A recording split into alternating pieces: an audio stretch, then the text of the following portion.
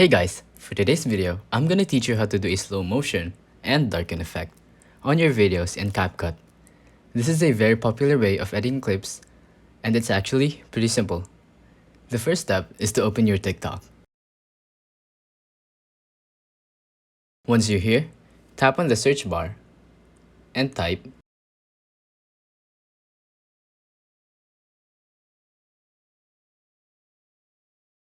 Now, you'll want to tap on this sound.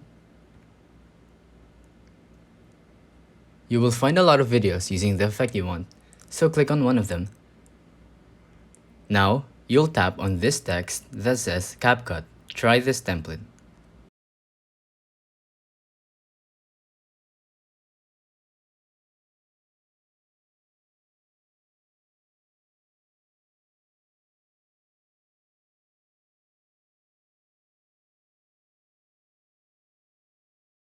Just choose a video and you're done.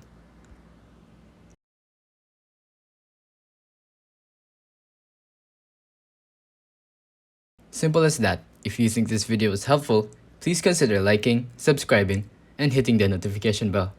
If you have any questions, feel free to comment down below.